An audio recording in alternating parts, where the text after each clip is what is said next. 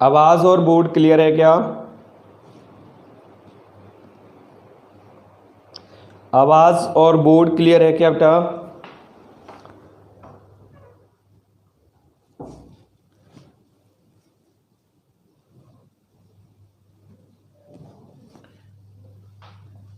जल्दी करें। Good morning बेटा।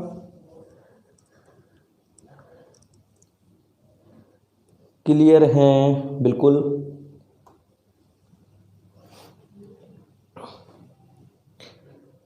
जय श्री कृष्णा, राधे कृष्णा सभी को।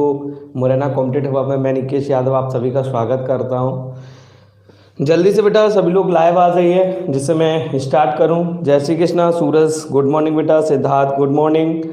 शीतल Sharma good morning. Neeru Agarwal good morning. जय श्री कृष्णा, राधे कृष्णा सभी को। अजय है, अरबाज, राधे कृष्णा सभी को बेटा, जय श्री कृष्णा।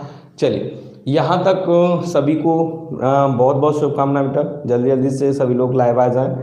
अभी राहुल गुड मॉर्निंग बेटा। अभी अपन शुरू करने वाले हैं, अभी सभी लोग लाइव आ जाइए। क्लियर है मेरे हिसाब से, अभी किसी को कोई परेशानी नहीं है। रानी गुड मॉर्निंग बेटा, है ना। चलिए बोर्ड मेरे हिसाब से क्लियर है। अगर बोर्ड में किसी भी प्रकार की कोई दिक्कत हो तो आप मुझे बता दीजिए। मैं आप लोगों को रस पढ़ा रहा हूँ और रस में भी मैं आप लोगों को बता चुका हूँ बेटा क्या कराने वाला हूँ। तो सबसे पहले मैं आपको बता देता हूँ कि KLPG राधे कृष्णा बेटा, रामकेश गुड मॉर्निंग बेटा, है ना। तो यहाँ तक देखना चाहेंगे तो रस में मैंने आप लोगों को वीर रस तक बता दिया था। आज हम जिस रस की बात करने हैं तो 6वें नंबर के रस की बात करते हैं बेटा। तो 6वें नंबर पे विभत्स रस पढ़ेंगे। कौन सा रस पढ़ेंगे? विभत्स रस, ध्यान रखना है। अब देखिए बोर्ड क्लियर दिख रहा है क्या? बोर्ड पे कोई परेशानी तो नहीं है बेटा? एक बार बस और क्लियर कर दीजिए, है ना। अक्षर बोर्ड के क्लियर है क्या, जिससे मैं आप लोगों को आगे कराना शुरू करूं? ठीक है बेटा।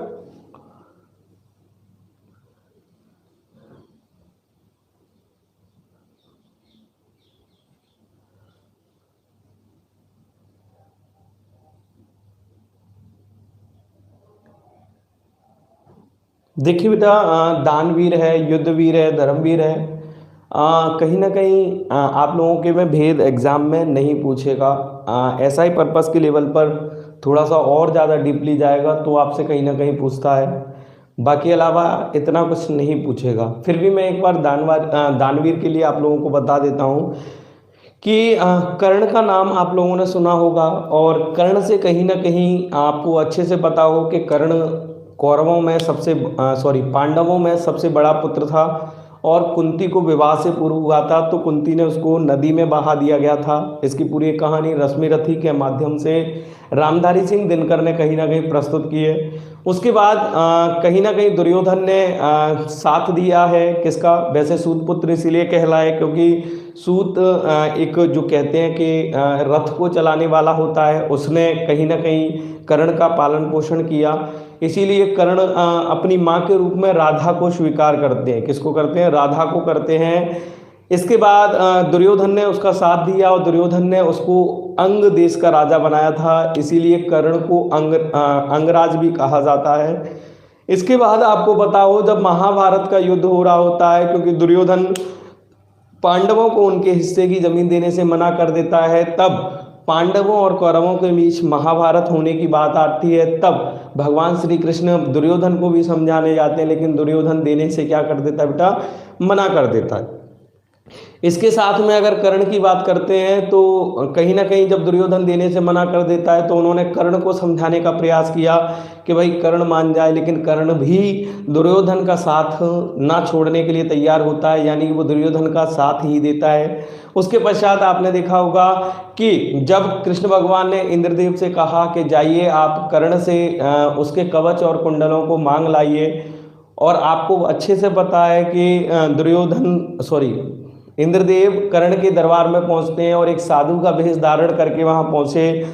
तो उन्होंने कहीं ना कहीं जब साधु का वेश धारण किया, क्योंकि कर्ण की एक विशेषता थी कि कर्ण के दरबार में जो भी साधु महात्मा पहुंचता था उस साधु महात्मा को वो खाली हाथ नहीं लौटने देते थे। तो यहाँ पर इंद्रदेव भगवान कर्ण से बहुत सारे कहीं ना कहीं प्रयास कर रहे हैं कि कर्ण भगवान कह रहे हैं कि भाई तुम्हें जो भी चाहिए वो लेने का प्रयास करो, धन चाहिए तो धन लो, दौलत चाहिए दौलत लो, जो भी चाहिए, जमीन चाहिए तो जमीन लेके जाओ, है ना, भोजन के लिए कुछ सामग्री चाहिए तो वो बताइए। लेकिन यहाँ पर जो साधु के भेष में भगवान कहें इंद्रदेव जो खड़े हुए हैं वो ये सारी वस्तुएं लेने से मना कर देते हैं। तब कर्ण के मन में थोड़े से विचार आते हैं और कर्ण चिंतित होते हैं और क्या कहते हैं कि दान मांगकर दान न लेना, दान बड़ा अद्भुत है।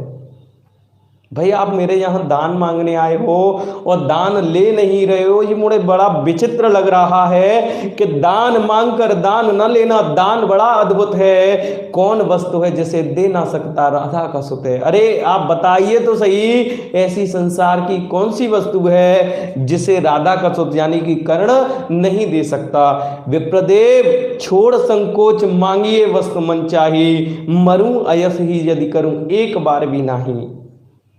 शब्द देख रहे हैं, बोले कि आप तो बिना संकोच के कह दीजिए आपको जो भी चाहिए, यदि मैं उस वस्तु को देने से इनकार करता हूं तो इस संसार में बिना यश को प्राप्त किए यानी कि मैं अभी मृत्यु को प्राप्त हो जाऊं।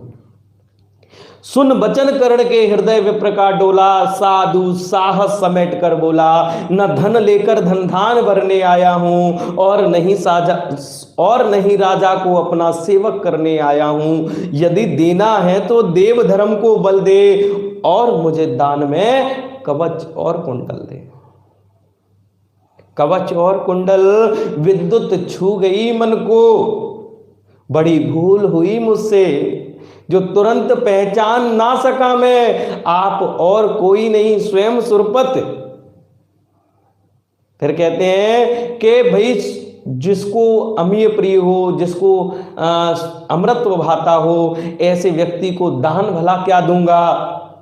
और वह भी तो सही है कि स्वर्ग का राजा धरती से दान भला क्या लेगा। फिर कहते हैं कि बस एक चीज थोड़ा सा संकोच रहा प्रभु, कि क्या संकोच रहा? आपको अच्छे से पता हो कि अर्जुन जो पुत्र है वो कर्ण का पुत्र है, अर्जुन जो पुत्र है वो इंद्रदेव का पुत्र है और अपने पुत्र की मोह माया के वशीभूत होकर के वो कर्ण से उसका कवच कुंडल मांगने के लिए चले गए।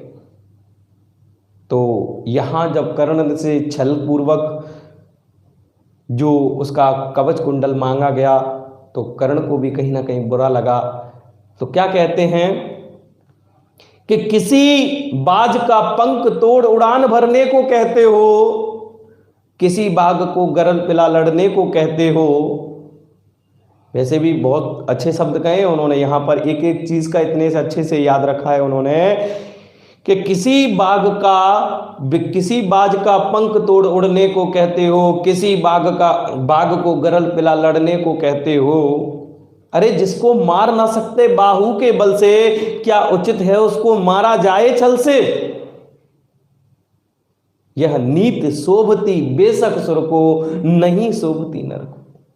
बोले जिससे हम लड़ नहीं सकते, उससे हार नहीं सकते, जीत नहीं सकते, तो क्या उचित है उसको छल से मारा जाए। और आपने मेरे साथ क्या किया? छल किया। ये नीति बेशक देवताओं को शोभा देती हो, लेकिन मनुष्य को यह नीति शोभा नहीं देती।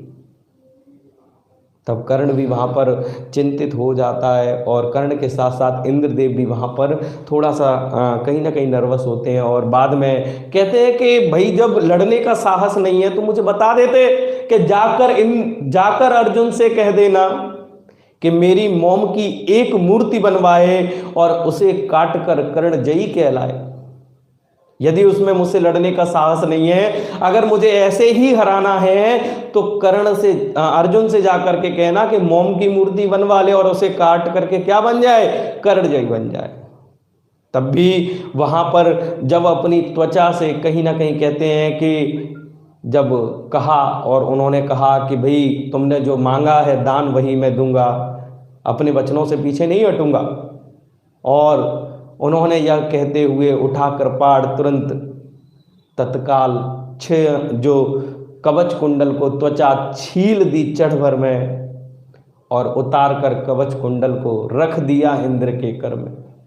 और कवच कुंडल को उतार करके कर्ण भगवान ने इंद्रदेव के हाथों में रख दिया और जाते हुए कहा कि जाकर चतुरानंद से कहना, ब्रह्मा जी रास्ते में मिलेंगे तो ब्रह्मा जी से कह देना कि जाकर चतुरानंद से कहना कि दो वीरों ने आपस में कर लिया निपटारा, जो युद्ध अभी भी हुआ नहीं उस युद्ध की विजय को कर्ण ने दान में दे डाला। और यहां पर जब कवच कुंडल दान करता है तो इस कवच कुंडल के कारण ही कर्ण को दानवीर कर्ण कहा गया है। क्या कहा गया है? दानवीर कर्ण कहा गया है। तो वहां पर दानवीर रस होगा, दानवीर। क्लियर है बेटा?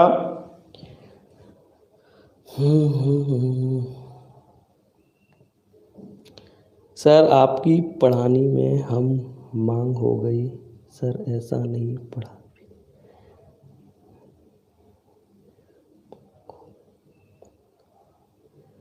क्या लिख रहे हो बेटा? नगमा क्या लिख रहे हो आप? आपकी पढ़नी में हम मंग हो गए, सर ऐसा नहीं, मेरी समझ में ही नहीं आ पाया क्या है। मग्न हो गए, ओके ओके, मग्न हो गए, सॉरी वो शब्द नहीं समझ में आया। चलो बहुत अच्छी बात है बेटा, एक्चुअल में थोड़ा सा समझ लेते हैं। ये ऑफलाइन नहीं है, ऑनलाइन है। और ऑनलाइन में बेटा देखो कनेक्टिविटी उतनी अच्छे से नहीं हो पाती। जब हम डायरेक्टली किसी बात को सुनते हैं तो आनंद अलग आता है, और अभी जो आनंद आ रहा है वो इतना अच्छे से क्लियर नहीं करा पा रहा हूँ, है ना। तो कोशिश कर रहा हूँ, इसलिए दानवीर आप लोगों को समझ में आ गया होगा। एक धर्मवीर का उदाहरण भी समझ लीजिए। जब हम बात करते हैं तो बुंदेली भाषा की एक उपबोली है बनाफरी, और बुंदेली की उपबोली बनाफरी में परमाल रासो लिखा गया, और परमाल रासो को लिखा है जगनिक ने। किसने लिखा है बेटा? जगनिक ने लिखा है। और कहीं ना कहीं हम बात करते हैं तो जगनिक ने जब परमाल रासो को लिखा है बेटा, तो वह उसे हम कहें कि उसमें आला उदल का वर्णन मिलता है, इसलिए उत्तर भारत में यानी मध्य प्रदेश के बुंदेलखंड क्षेत्र में हम उसे आला खंड के नाम से जानते हैं। और इसमें प्रयुक्त यानी कि रस है वो वीर रस है। वजह इसीलिए है क्योंकि इसमें कहीं ना कहीं हम देखें तो आला और उदल के युद्धों का सजीव चित्रण देखने को लिए मिलता है, और युद्ध का सजीव चित्रण जहाँ मिले वहाँ पर कहीं ना कहीं वीर रस तो होगा ही होगा। तो जब आला उदल के रसों की बात करते हैं तो यहाँ एक लाइन कही गई है कि जे नर शरण टके मलिखे की, तिनकी आस टके मल खां, व्यर्थई खीर दियो माता ने, क्यों नहीं गरल करायो पान। 12 बरस तो कुकर जीवे, 16 बरस जिये सियार, बरस 18 क्षत्रिय जीवे, आगे जीवन को धिक्कार।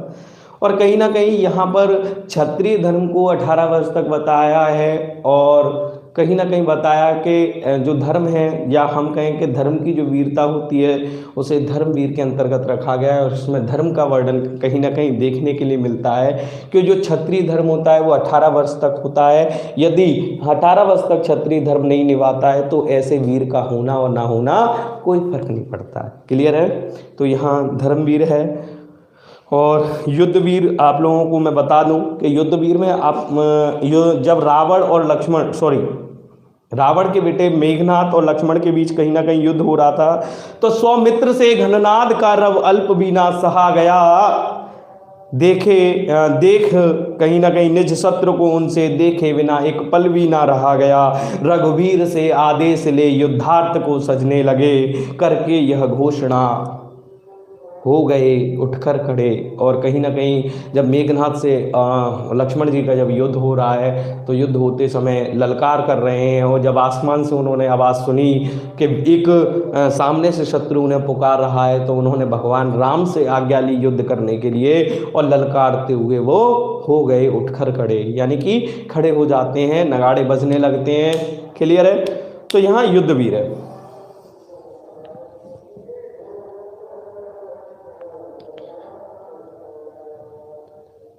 चलो कोई बात नहीं, पढ़ाएंगे, थोड़ा सा धैर्य रखें, है ना।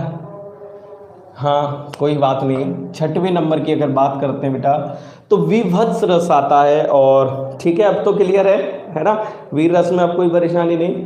अभी बेटा अपन देखेंगे तो छठवें नंबर पे आता है विभत्स, और विभत्स का स्थायी भाव जो होता है वो होता है जुगुप्सा। विभत्स का स्थायी भाव क्या होता है? जुगुप्सा होता है, यानी कि किसी भी विचित्र, या हम इसको जुगुप्सा को घृणा भी कह सकते हैं ना, कि किसी भी घृणित वस्तु को देखने या उसके बारे में वर्णन सुनने से मन में जो घृणा का भाव पैदा होता है उस हम विभत्स रस कहते हैं। क्या कहते हैं? विभत्स रस कहते हैं। जैसे आप लोगों ने सुना हो, ये बहुत अच्छा उदाहरण कहीं ना कहीं देखने के लिए मिलता है। तो इस उदाहरण को हम अगर बात करते हैं तो भारतेंद्र हरिश्चंद्र जी का, सॉरी हरिश्चंद्र जी का नाम आप लोगों ने सुना होगा। हरिश्चंद्र जी दान में बहुत माहिर थे, इसीलिए हरिश्चंद्र को सत्यवादी हरिश्चंद्र कहा जाता था। जो वो कहते थे अपनी बात पर अटल रहते थे। इसीलिए एक बार भगवान ने उनकी परीक्षा लेने के लिए आए और उन्होंने दान मांगा, और दान मांगा तो उन्होंने चाबियां फेंक करके दे दी। और जब चाबियां फेंक करके दे दी तो और भी चीज़ें देनी थी दान में। अब भगवान ने कहा कि आपने चाबी तो मुझे पहले ही दान कर दी, अब कहाँ से दोगे? तो उन्होंने एक राज्य में निकल गए और अपने आप को बेच दिया, अपने बेटे को और अपनी पत्नी को भी बेच दिया। जब बेच दिया स्वयं को, तो उन्हें एक शमशान घाट पर नौकरी मिली हरिश्चंद्र जी को। ये कहीं ना कहीं भारतेंद्र हरिश्चंद्र जी, एक नाटक है भारतेंद्र हरिश्चंद्र नाटक की ये पंक्तियां हैं कहीं ना कहीं, और हमें इसी विषय में पढ़ना पड़ेगा। तो मैं आपको बता दूं, भारतेंद्र हरिश्चंद्र जी की ये पंक्तियां काफ़ी प्रसिद्ध रहीं। और जब शमशान घाट पे नौकरी मिली तो शमशान घाट पे भारतेंद्र हरिश्चंद्र जी केवल उन्हीं लोगों को कहीं ना कहीं जलाने की अनुमति देते थे जिनके ऊपर कफन या उनको जलाने के बदले में कुछ मिलता था। अब कुछ लाशें ऐसी होती थी जिनके जलाने के बदले में कुछ नहीं मिलता था, तो वहीं आसपास डली रहती थी, और वहाँ लाशें डली रहेंगी तो कुत्ते नहीं नोचेंगे, चील मगोगे नोचेंगे, तो वहाँ का कुछ दृश्य थोड़ा सा हम देखने के लिए मिलेगा। तो थोड़ा सा सुन लेते हैं कि किस प्रकार का दृश्य है, वहाँ का वातावरण किस प्रकार का है। कि सिर पर बैठो काग, सिर पर बैठो काग, आँख दो खात निकारत, है ना। तो सिर पर कौन बैठा हुआ है बेटा? कौवा बैठा हुआ है। और कौवा क्या कर रहा है? उसकी दोनों आंखों को निकाल करके खा रहा है। जैसे अपन रसगुल्ला उठा उठा के खाते हैं कि नहीं खाते, ऐसे ही वो आंखों को निकाल करके खा रहा है। कि खींचत जीभे सियार, खींचत जीभे सियार, अतहि आनंद और धारत। और जीव को कौन खींच रहा है? अतहि आनंद और धारत। कहने का मतलब है कि जीव को सियार खींच रहा है। कौन खींच रहा है? सियार खींच रहा है, और बड़े आनंद के साथ खा रहा है। आप लोगों ने भी घर पे खाते हो क्या नहीं खाते, है ना। तो ऐसे ही खींचत जीभे सियार, अतहि आनंद और धारत। और गिद्ध जांग को खोदे खोदे, गिद्ध जांग को खोद खोद के मांस उपारत। और गिद्ध जानते हो तो उसकी जंघा पे बैठा हुआ है और जांग से मांस को चोंच से निकालने की कोशिश कर रहा है। और स्वान अंगुरन को काट काट के खात विदारत। और स्वान बोलते हैं कुत्ते को। स्वान किसको बोलते हैं? कुत्ते को बोलते हैं। स्वान अंगुरियन को काट काट के खात विदारत।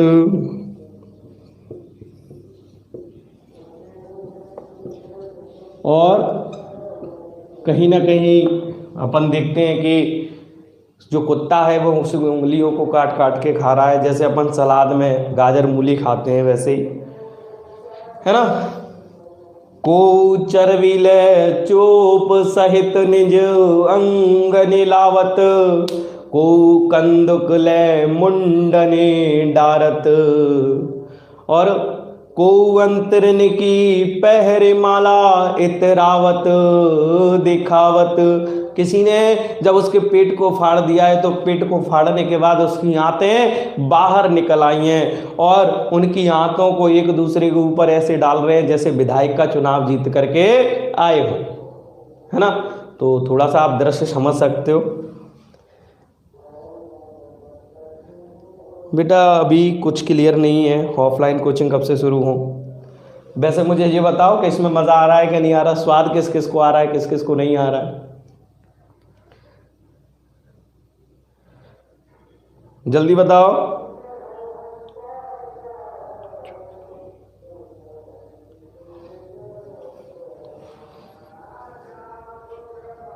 मज़ा आ रहा है स्वाद किस किस को आ रहा है चलो, बीभत्स रस कहीं ना कहीं समझ में आ गया होगा, है ना।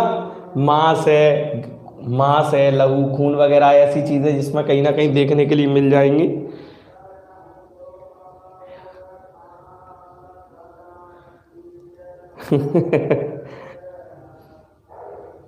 एक और है कि एक जोगनी है, जोगनी स्त्री को बोलते हैं कहीं ना कहीं, के अरे आतन की कुंडली कर जोगनी चवात। एक जोगनी ने क्या किया, अपने शत्रु को मार दिया और मारने के बाद उसको पेट को फाड़ करके उसकी आंतों की क्या बना ली, कुंडली बना ली। क्या बना ली है, कुंडली। और आप अच्छे से जानते हो जैसे अपन लोग चाउमीन खाते हैं, है ना, तो उसमें सॉस भी डाल लेते हैं, वो वैसे ही लगती है। तो करे आंतन की कुंडली, है ना। एक जोगन क्या कर रही है, जोगन ने आंतों की कुंडली बनाई और जोगन उनको क्या कर रही है, चबा रही है। और कैसे चबा रही है, के मानो जुबत जलेबी खात, के पीबे में पागो मानी जुबत जलेबी खात। जैसे पीब में उसने अपन चाशनी में जैसे जलेबियां डुबो लेते हैं, वैसे ही पीप भरी हुई है, सड़ गई हैं, और सड़ने के पश्चात उसमें उसने जो आते हैं उनको डुबो डुबो के क्या कर रही है, खा रही है।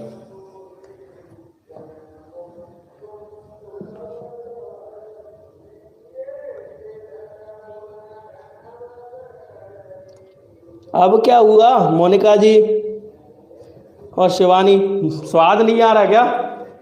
अब भाई रस है, रस में आनंद नहीं आया तो फिर रस का मतलब ही क्या है? ठीक है बेटा, नहीं करा रहा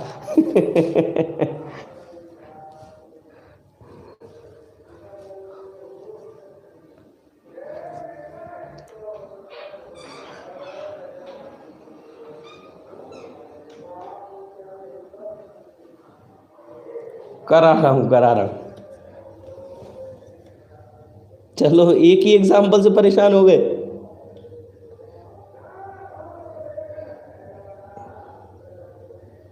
एक सेकंड बेटा, है ना। नहीं, स्वाद नहीं आ रहा क्या?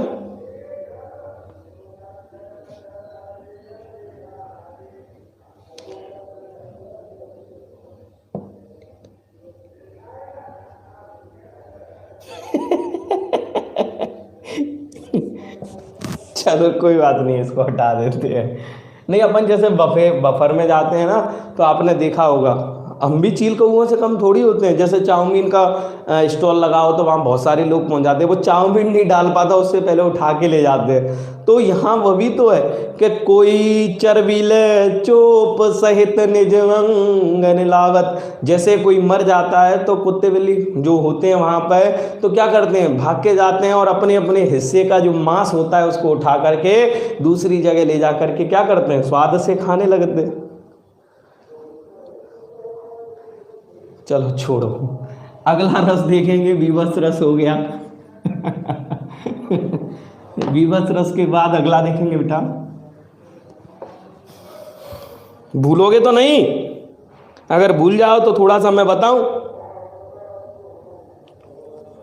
तो बीभत्स रस के बाद कहीं ना कहीं आता है, उसका नाम है बेटा भयानक रस। 7वें नंबर पे कौन सा आता है, भयानक रस आता है। और भयानक रस तो आप जानते हो, किसी भी भयप्रद वस्तु को देख करके हमारे मन में जो डर पैदा होता है, उस डर से जो भाव पैदा होता है, भय से जो स्थायी भाव पैदा होता है, उसी से, है ना, उसी से कहीं ना कहीं भयानक रस की निष्पत्ति होती है। तो एक उदाहरण देखेंगे कि एक और अजगर लखे,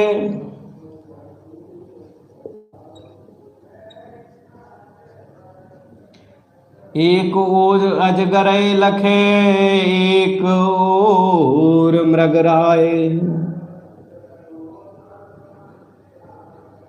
और बिकल बटोही बीच में, बिकल बटोही बीच में, पर्यो मूर्छा खाए।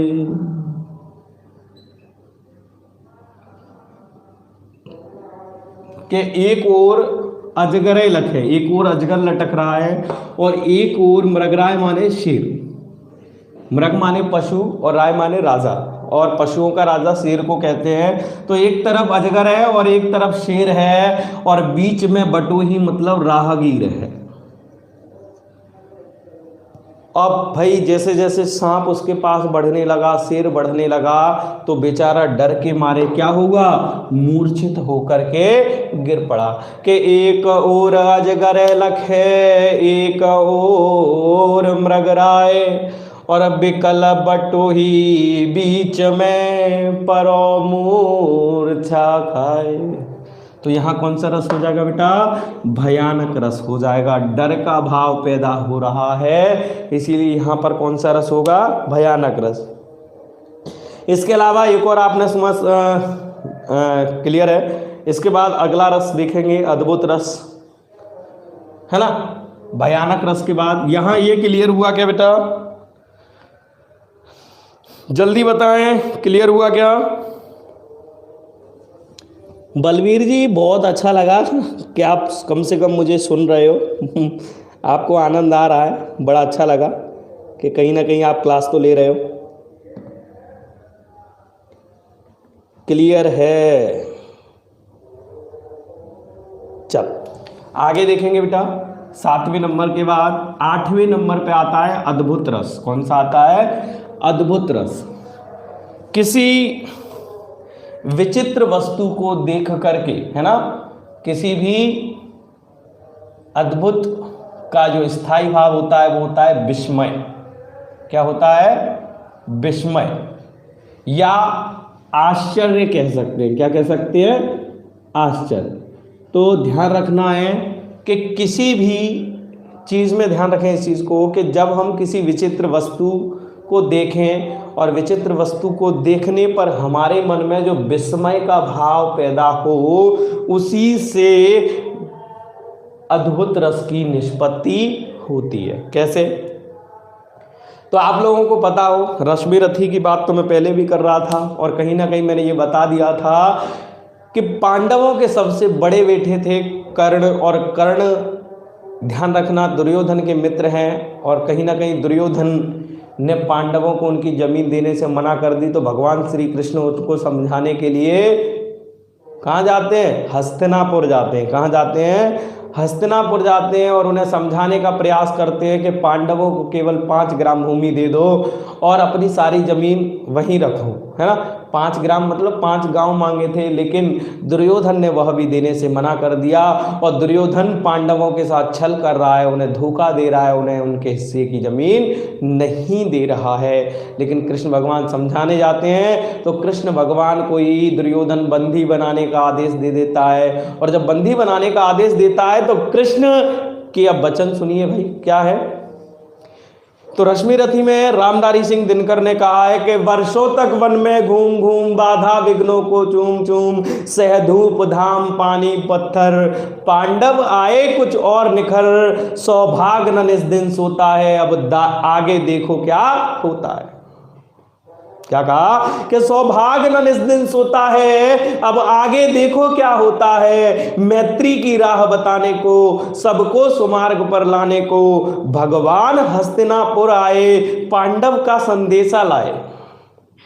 और क्या बोले, दो न्याय अगर तो आधा दो, पर इसमें भी यदि बाधा हो तो दे दो केवल 5 ग्राम, अपनी धरती रखो तमाम, हम वही खुशी से खाएंगे, परजन पर प्रश्न न उठाएंगे। दुर्योधन वो भी दे न सका, आशीष समाज के ले न सका, उल्टा हर एक को बांधने चला। शब्द सुने कि उल्टा हर एक को बांधने चला, जो था साध्य उसे साधने चला। और कहीं ना कहीं बांधने का आदेश दे दिया। बोले ये भाई साहब बहुत उचक रहे हैं, और कृष्ण को ही बंदी बनाने का आदेश दे दिया। और वहाँ का जो दृश्य है वो देखने लायक है। वही सिंपल सी बात आ जाए, आपने गंगा जल फिल्म देखी हो तो उसमें अजय देवगन का जो रोल है, बस में बैठा हुआ है और वहाँ चालान कट रहा होता है, वो उससे पूछने जाता है कि बताओ भाई किस बात की चेकिंग हो रही है, तो वो उसे उल्टा ही कानून सिखाने लगता है। और कहीं ना कहीं यही दृश्य यहीं देखने को मिला कि उल्टा हर को बांधने चला, जो था साध्य उसे साधने चला। हर ने भीषण हुंकार किया, अपना स्वरूप विस्तार किया, डगमग डगमग दिग्गज डोले, भगवान कुपित होकर बोले, जंजीर बढ़ाकर साध मुझे, हाँ हाँ दुर्योधन बांध मुझे। यह देख गगन मुझ में लय है, यह देख पवन मुझ में लय है, मुझ में विलीन झंकार सकल, मुझ में लय है संसार सकल, अमृतत्व फूलता है मुझ में, संहार झूलता है मुझ में। यह देख आदिकाल का सृजन, यह देख महाभारत का रण, मृतकों से पटी हुई है भू, पहचान कहां इसमें है तू। सोने को साध न सकता है, वो मुझे बांध कब सकता है। हित वचन तूने नहीं माना, मैत्री का मूल्य न पहचाना, तो ले अब मैं जाता हूं, अंतिम संकल्प सुनाता हूं, अब याचना नहीं अब रण होगा, जीवन यह या फिर मरण होगा। और ऐसे शब्दों के साथ में भगवान श्री कृष्ण अद्भुत रस कहाँ निकला है वो थोड़ा सा मैं आप लोगों को बता दूंगा। इसके पश्चात दूसरे नंबर पे भी यह दृश्य कहीं ना कहीं कुरुक्षेत्र से लिया गया है। ये रश्मि रथी में है। यही पंक्तियां अपन को थोड़ा सा कुरुक्षेत्र में देखने के लिए मिलेंगी। कुरुक्षेत्र भी रामधारी सिंह दिनकर की रचना है। और जब कर्ण और अर्जुन के मध्य युद्ध हो रहा है तो आपको अच्छे से पता हो कि अर्जुन के सारथी भगवान श्री कृष्ण बने हुए हैं और कर्ण सामने युद्ध कर रहा है। जब अर्जुन बाण चलाता है तो कर्ण का रथ काफी पीछे चला जाता है, लेकिन जब कर्ण बाण चला रहा है तो अर्जुन का रथ मात्र इंच भर खिसकता है, थोड़ा सा ही खिसकता है। लेकिन श्री कृष्ण के मुख से शब्द निकलते हैं कि वाह कर्ण तुझ में कितना बल है। यही प्रक्रिया फिर दोहराई जाती है कि भाई अर्जुन जब बाण चला रहा है तो कर्ण का रथ काफी पीछे चला गया, लेकिन जैसे ही कर्ण ने चलाया तो अर्जुन का रथ मात्र थोड़ा सा खिसका। लेकिन श्री कृष्ण के वही वचन कि वाह कर्ण तुझ में कितना बल है। और भाई साहब अर्जुन जी टेंशन में आ गए, बोले यार तुम एक बात बताओ, तुम मेरे संग हो कि कर्ण के संग हो। तो कृष्ण भगवान बोले कि यार तेरे ही संग हो। तो बोले जब तुम मेरे संग है तो इसकी क्यों बता रहा है भाई है? जब मैं बाण चला रहा हूं तो उसका रथ इतना पीछे जा रहा है और वो चला रहा है तो इंच भर खिसक रहा है, और आप कह रहे हो कि वाह कर्ण तुझ में कितना बल है। तो कृष्ण भगवान समझ गए कि भाई साहब को क्या हो गया है, अपने ऊपर अहंकार हो गया है। इसीलिए कृष्ण भगवान ने अपना विशाल स्वरूप धारण किया और विशाल स्वरूप धारण करके उसको समझाने का प्रयास किया कि यह देख गगन मुझ में लय है, जितना भी आसमान तुझे दिखाई दे रहा है सब मेरे अंदर विद्यमान है।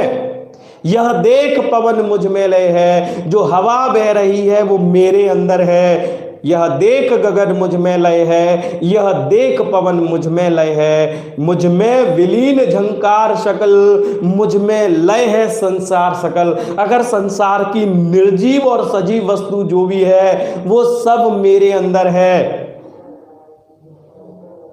अमृतत्व फूलता है मुझ में, संहार झूलता है मुझ में। यदि किसी को जीने का अधिकार है तो मेरे कारण है, और यदि किसी को मरने का अधिकार है तो मेरे कारण है। और 3 लोक का स्वामी तेरे रथ पर बैठा हुआ है, और उसके बाद भी कर्ण तेरे रथ को खिसका रहा है। तो बता, बल तुझ में ज्यादा है कि कर्ण में ज्यादा है? अगर मैं हट जाऊंगा तो पता भी नहीं चलेगा कि तेरा रथ यहां था भी कि नहीं था। अब बता, कर्ण में किस में बल ज्यादा है? तो महाराज अर्जुन ने हाथ जोड़ लिए और बोले गलती हो गई, और बोले कि हट मत जाना वरना रथ कहीं और चला जाएगा, है ना। तो यहाँ उनके विशाल स्वरूप को देख करके कहीं ना कहीं अर्जुन के मन में विस्मय का भाव पैदा हुआ, आश्चर्य का भाव पैदा हुआ। इसीलिए यहाँ पर कौन सा रस होगा बेटा? अद्भुत रस होगा।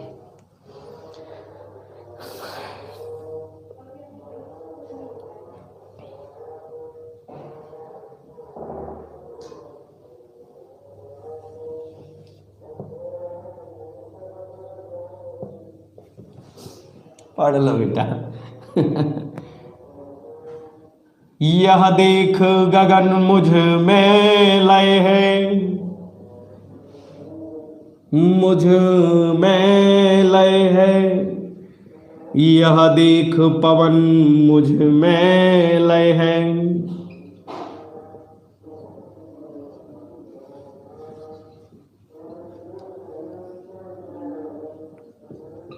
मुझ में विलीन झंकार सकल,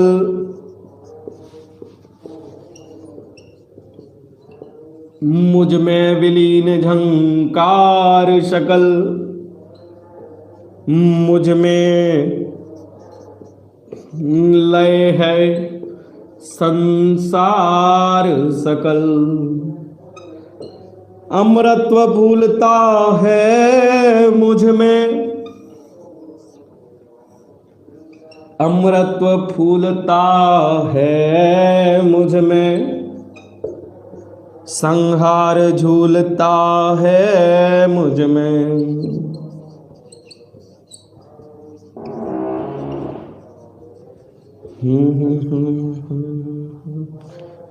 बोलिए वृंदावन बिहारी लाल की जय।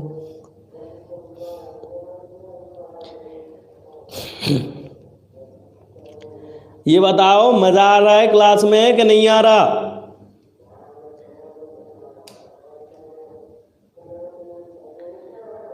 पर बेटा आप लोग लाइक फिर भी नहीं कर रहे, बड़ी बेकार बात है। अब देखो यार, ऑफलाइन तो ऑफलाइन होता है और ऑनलाइन ऑनलाइन होता है, दोनों में थोड़ा सा अंतर तो होता ही है ना।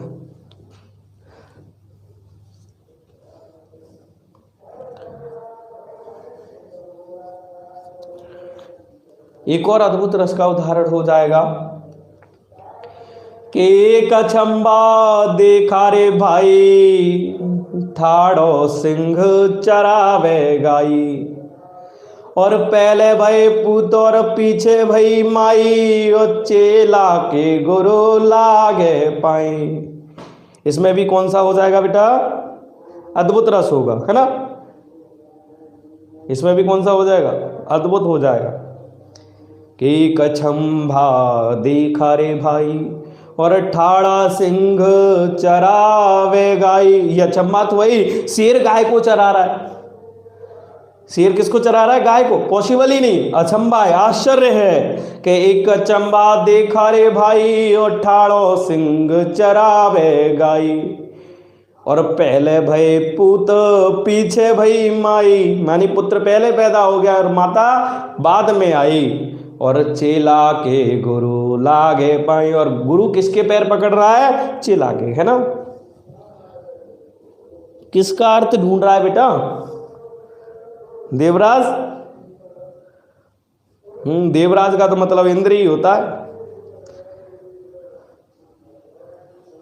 देवराज आप चुप ही रहिए और अधिक ना कुछ कहिए। ये भी कुछ कथन वही मिलते हैं, है ना। चलिए चलिए जल्दी बताइए, ये क्लियर हुआ क्या बेटा?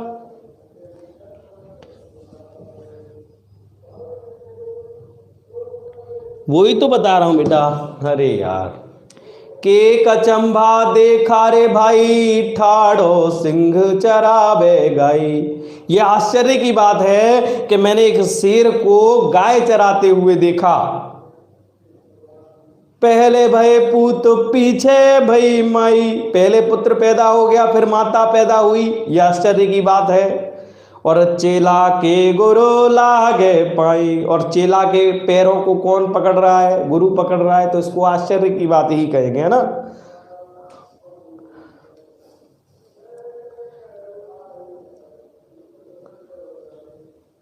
चलिए अद्भुत रस के बाद एक और देख लेते हैं जिसका नाम है शांत रस। कौन सा रस पढ़ेंगे बेटा? शांत रस पढ़ेंगे। और जब हमारे मन में इस संसार के प्रति वैराग्य उत्पन्न हो जाए, क्या पैदा हो जाए? वैराग्य उत्पन्न हो जाए, तब हमारे मन में सम या निर्वेद का भाव पैदा होता है। और इस सम या निर्वेद के भाव से ही शांत रस की निष्पत्ति होती है, जिसे हम नौवा रस कहते हैं। भगवान गौतम बुद्ध का नाम आप लोगों ने सुना हो।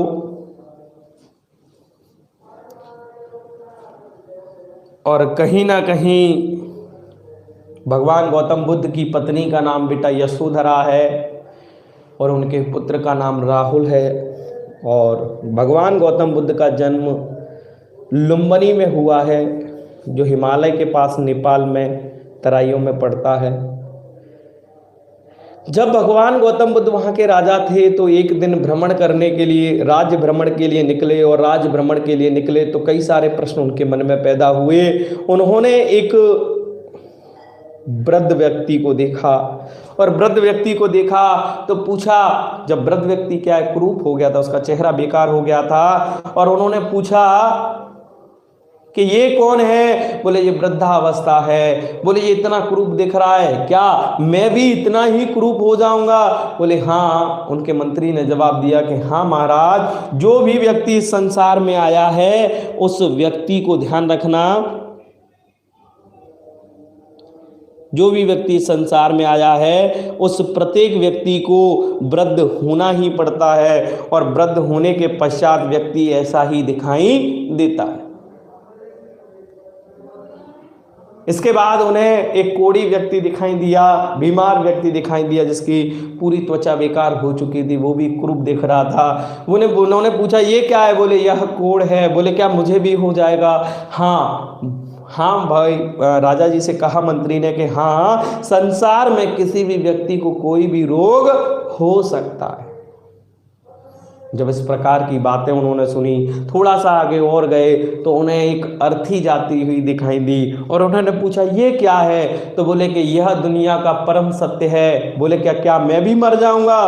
बोले हाँ, दुनिया में जो भी आया है उसे एक ना एक दिन मरना है। तब उनकी बात समझ में आई कि इस संसार में जो भी वस्तु है वो कैसी है? नाशवान है। कैसी है? नाशवान है। और इस कारण रात्रि में बिना अपनी पत्नी को बताए घर को छोड़ करके जा रहे हैं। यशोधरा चंपू काव्य है बेटा, किसका है? मैथिली शरण गुप्त का। यशोधरा किसका चंपू काव्य है? मैथिली शरण गुप्त का। और मैथिली शरण गुप्त ने अपने इस चंपू काव्य के माध्यम से एक लाइन कही है, और उन लाइनों के माध्यम से हम बात करेंगे।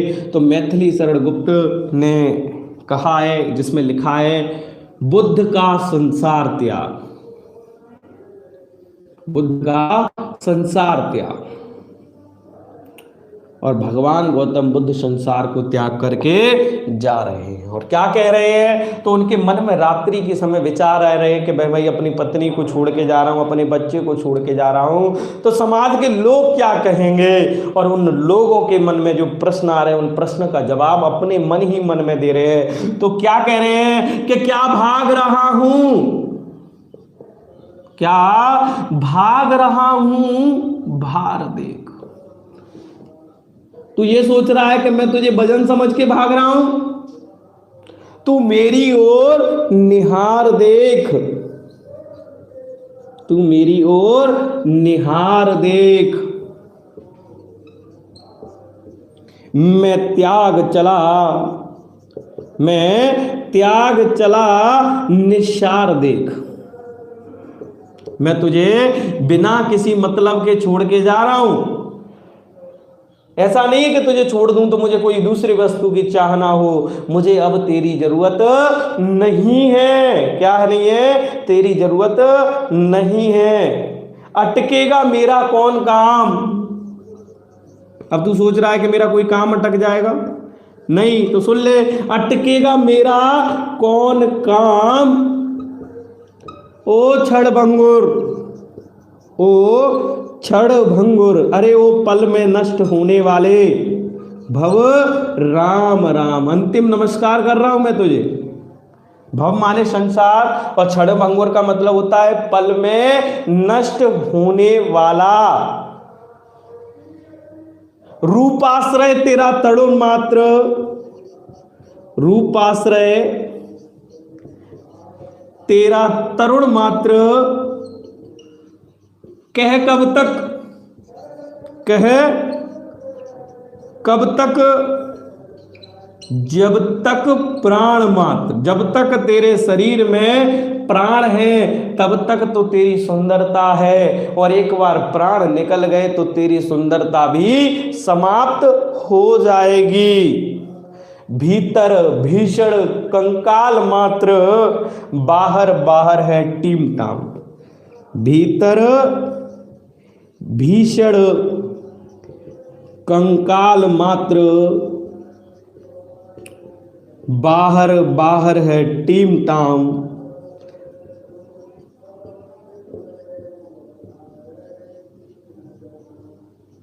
ओ क्षण भंगुर, अरे ओ पल में नष्ट होने वाले, ओ क्षण भंगुर भव राम राम। मैं तुझे मेरा क्या नमस्कार। भाई तेरे अंदर क्या है? मांस के लिथड़ों के अलावा कुछ नहीं है। जैसे किसी व्यक्ति के ऊपर से यदि त्वचा को हटा दिया जाए तो उससे हम प्रेम नहीं करेंगे, यानी कि जो प्रेम है वो केवल बाहरी आकर्षण होता है। ऐसे ही संसार हमें बाहर से अच्छा लगता है, अंदर से अच्छा नहीं लगता है। इसीलिए कह रहे अरे वो पल में नष्ट होने वाले संसार, मैं तुझे नमस्कार करता हूं, अर्थात तुझे अब मेरी जरूरत नहीं है, तू मेरा अंतिम नमस्कार स्वीकार करो।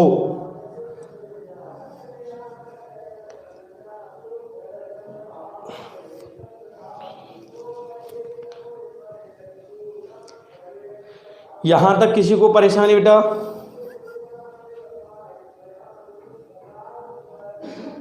जल्दी करें, जल्दी करें।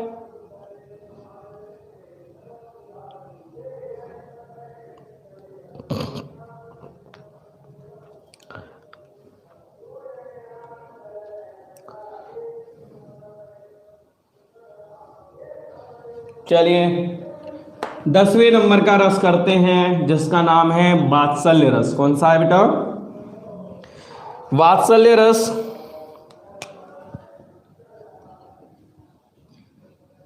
और वात्सल्य रस होता है ममत्व या स्नेह का भाव, है ना। ये दो प्रकार का होता है, संयोग वात्सल्य, और दूसरे नंबर का होता है वियोग वात्सल्य।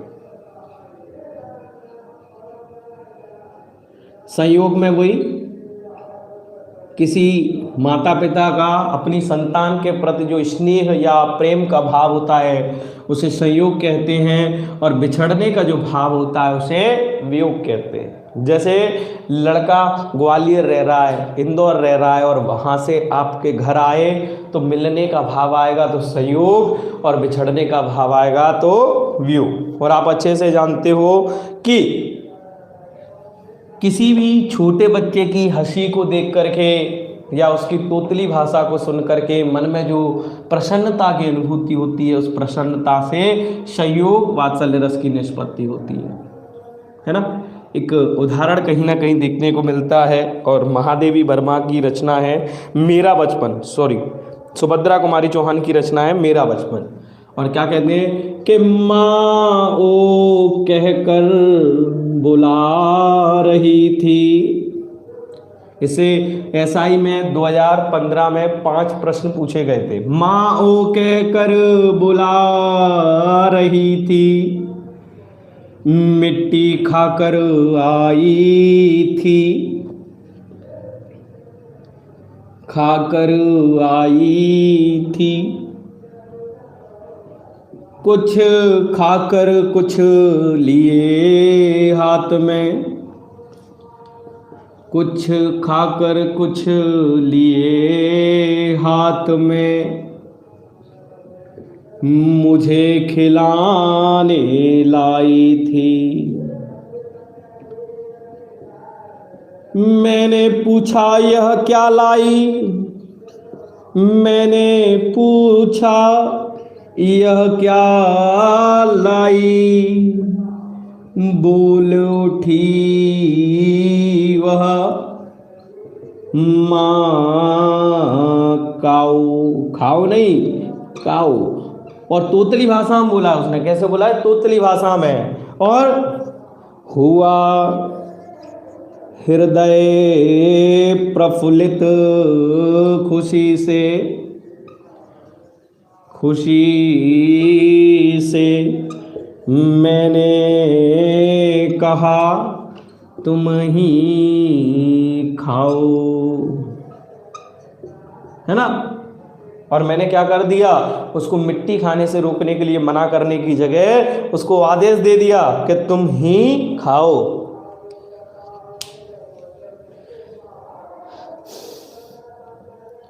मयंक होते जरूर है, लेकिन अपन उनको ऐसे नहीं पढ़ेंगे बेटा, है ना। नहीं पढ़ेंगे, कभी नहीं पूछता, कभी क्या कभी भी नहीं पूछता, इसीलिए फालतू के झंझट में ना पड़े, है ना। ये क्लियर हुआ क्या? मैया कबऊ बढ़ेगी मोरी चोटी, कितऊ बार मोए दूध पियत वे अजऊ है छोटी की छोटी। कि मैया मोए कितनी बार दूध पीते पीते हो गया, तुम तो कह रही हो कि दूध पीने से चुटिया बढ़ जाएगी, लेकिन ये तो अब की छोटी ही है।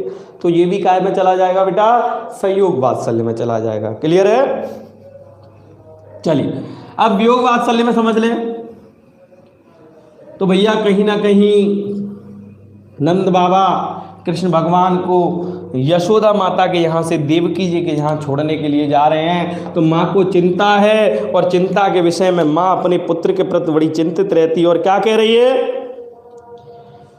किस संदेशो देवकी सो कहियो। एक सेकंड बेटा, है ना।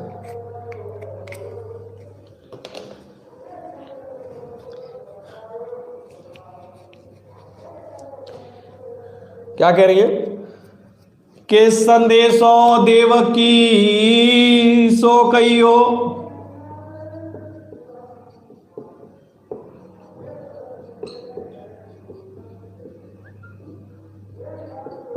हाँ तो धाये तिहारे सुत की। मैं तुम्हारी सुत की कैसी माँ हूं? धाय माँ हूं। हाँ तो धाये तिहारे सुत की, दया करत ही रहियो, और तुम तो टेव जानते हो ही हो, तो मोए कहे आवे मेरे अलख लड़ते मोहन, लड़ते मोहन, माखन रोटी भावे। और तातो पानी और तेल और उबटन देख के भज जाते, और जोय जोय मांगत सोए सोए देती, तब कहूँ आके न्याते। बोले मेरे कान्हा को माखन से रोटी खाना अच्छा लगता है। मैं जानती हूं कि तुम उसकी माँ हो, तुम उसकी आदतें जानती होगी, लेकिन मैं फिर भी कह रही हूं कि मेरे लाडले को माखन से रोटी खाना पसंद है, तो कुल्ला मंजन के चक्कर में मत पाड़ देना, उसको माखन से रोटी दे देना, है ना।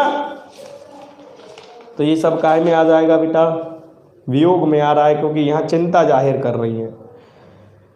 ऐसे ही जब नंद बाबा लेने गए कृष्ण भगवान को, तब भी वही है, और जब खाली हाथ लौट आए तो क्या प्रतिक्रिया होगी आप समझ सकते हो, क्योंकि माँ ने कृष्ण के लिए ना जाने कितने पकवान बना लिए। कि यशोदा कान्हा कान्हा को बूझे,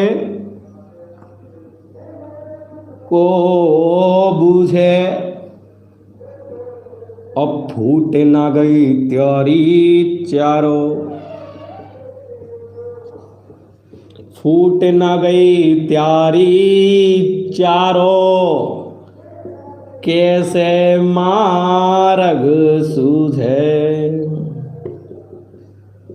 पूछ रही है कान्हा कहाँ है, कान्हा कहाँ है, तो नंद बाबा ने कहा कि कान्हा ने आने से मना कर दिया।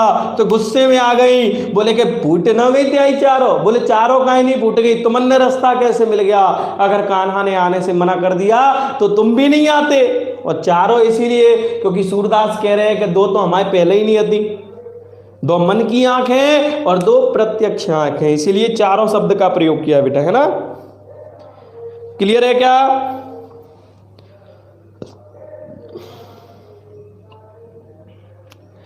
क्लियर है क्या, जल्दी करें।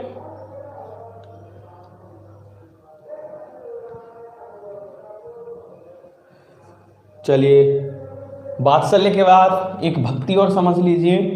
तो भक्ति रस आप जानते हो कि ईश्वर के प्रति जो भक्ति की भावना पैदा हो उसे हम भक्ति रस कहते हैं, और ये 11वें रस है, और इसको आचार्य रूप गोस्वामी ने कहा है, इसको देव विषय कृति इसका स्थायी भाव है। और आप अच्छे से जानते हैं बेटा, थोड़ा सा समझ लेंगे, जितनी भी आरती भजन है वो सब इसी के अंदर आएंगे। जैसे एक उदाहरण समझ लें, मेरा आपकी कृपा से, मेरा आपकी कृपा से सब काम हो रहा है, करते हो तुम कन्हैया, करते हो तुम कन्हैया, मेरा नाम हो रहा है, पतवार के बिना ही मेरी नाव चल रही है, बिन मांगे है कन्हैया हर चीज मिल रही है ना। तो ये सब काय में आ जाएगा, भक्ति में आ जाएगा, है ना। एक और समझ लें उदाहरण, इतनी शक्ति हमें दे न दाता, हमें दे न दाता, मन का विश्वास कमजोर होना,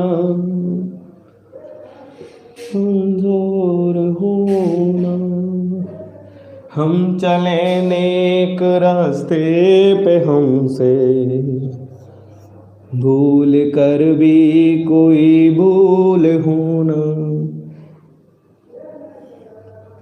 जय हनुमान ज्ञान गुण सागर, जय कपीस तेहु लोक उजागर, राम दूते अतुलित भलदामा, अंजन पुत्र पवन सुत नामा। जय श्री कृष्णा, राधे कृष्णा बेटा। चलिए, यहाँ तक क्लियर हुआ, और इसी के साथ में अपन रस को समाप्त करते हैं ना। और कहीं ना कहीं कल जो नया टॉपिक शुरू करेंगे उसका नाम है अलंकार। जब इसका टेस्ट होगा रस का, आप लोगों को सूचित कर दिया जाए। ठीक है, तब तक के लिए कल मिलेंगे। राधे कृष्णा, जय श्री कृष्णा। और कमेंट करके जरूर बताएं कि क्लास में मज़ा आया या फिर नहीं आया। तब तक के लिए जय श्री कृष्णा, राधे कृष्णा। Thank you.